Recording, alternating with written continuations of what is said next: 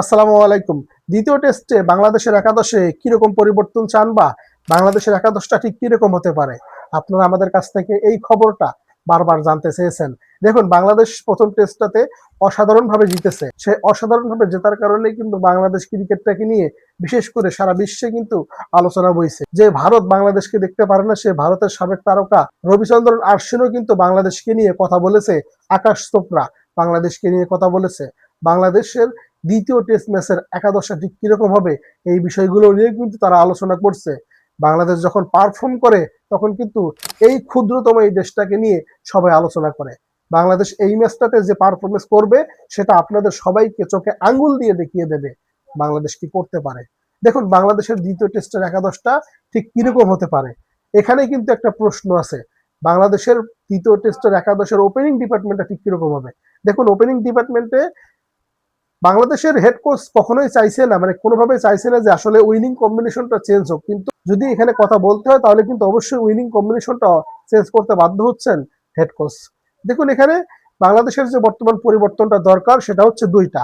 একটা হচ্ছে fast bowling এ, সেটা হচ্ছে ইবাদতকে বসিয়ে শরীফুল ইসলামকে খেলানো, এবং ওপেনিং ডিপার্টমেন্টে সৌম্য সরকারকে খেলিয়ে সাদমান ইসলামকে বসানো। এখন আপনাকে একটা ব্যাখ্যা দিই কেন সাদমান ইসলামকে বসিয়ে সৌম্য সরকারকে খেলাবে।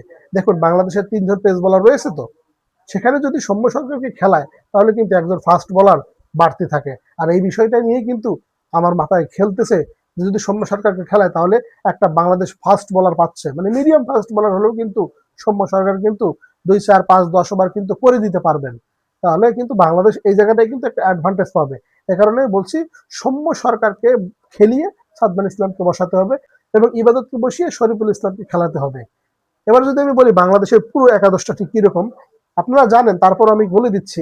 ওপেনিং এ তানজিদ তামিম খেলবে, এরপরে খেলবে সৌম্য সরকার, মানে ওপেনিং ডিপার্টমেন্টে খেলবে সৌম্য সরকার, তানজিদ তামিম, এই দুজন opening department সামলাবেন।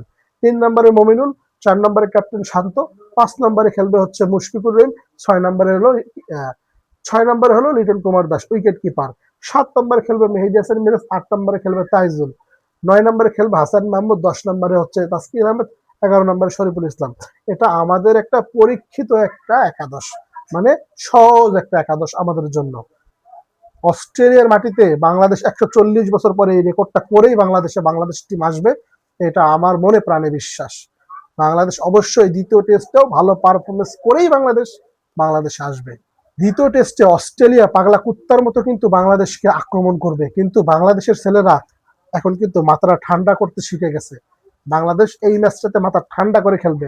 This is the mind game খেলবে শান্তর মাইন্ড গেমের কারণে কিন্তু প্যাট কামিন্স পরাস্ত হতে বাধ্য হবেন। এটা আমি আপনাদের লিখে দিতে পারবো। অস্ট্রেলিয়ার বিপক্ষে বাংলাদেশের এই দ্বিতীয় টেস্ট ম্যাচটাতে বাংলাদেশ এবং অস্ট্রেলিয়াকে নিয়ে সারা বিশ্ব যেভাবে নিউজটা হয়েছে, বিশেষ করে বাংলাদেশকে নিয়ে যেভাবে নিউজ করছে ক্রিকেট বিশ্ব, একটা ম্যাচ জিতে বাংলাদেশ এত কি এমন করে ফেলেছে, আপনাদের মানে কমেন্ট, আপনাদের প্রশ্ন যে বাংলাদেশ একটা ম্যাচ জেতার কারণে এত লাফাচ্ছে কেন। ভাই, বাংলাদেশ কাকে হারিয়েছে? অস্ট্রেলিয়াকে। তো অস্ট্রেলিয়ার মাটিতে তো পূর্ণ শক্তির অস্ট্রেলিয়াকে তো হারিয়েছে। আমরা যদি এই জিনিসগুলো উদযাপন না করি তাহলে কি উদযাপন করব? বাংলাদেশের ক্রিকেট ইতিহাসে সেরা একটা অর্জন করেছে, তো আমরা এটা উদযাপন করব না? কিছু মানুষের কমেন্ট দেখলে মাথাটা গরম হয়ে যায়, এই কারণে কিন্তু এই কথাগুলো বলতে আমি বাধ্য হলাম। যাই হোক, বাংলাদেশ দ্বিতীয় টেস্ট ম্যাচটাতে কিন্তু ভালো খেলবে এবং বাংলাদেশের পারফরমেন্স ভালো হবে, শান্তর বিশ্বাস। আর শান্তকে নিয়ে কি বলবো, Shanto one of the greatest leader of Bangladesh test cricket ইতিহাসে। হ্যাঁ, বাংলাদেশ টেস্ট ক্রিকেট ইতিহাসে শান্ত গ্রেটেস্ট একজন লিডার। তার অধীনেই বাংলাদেশ এখন পর্যন্ত সবচাইতে বেশি ম্যাচ জিতেছে এবং সর্বশেষ 5টা টেস্ট ম্যাচে 4টাতেই জিতেছে বাংলাদেশ। কমেন্ট বক্সে আপনাদের মন্তব্য মতামত আশা করছি। বাংলাদেশ এই ম্যাচটাতে কি জিততে পারবে? আপনারা আমাদের ভিডিওগুলো দেখেন, কিন্তু কমেন্ট করুন, সাবস্ক্রাইব করুন চ্যানেলটা।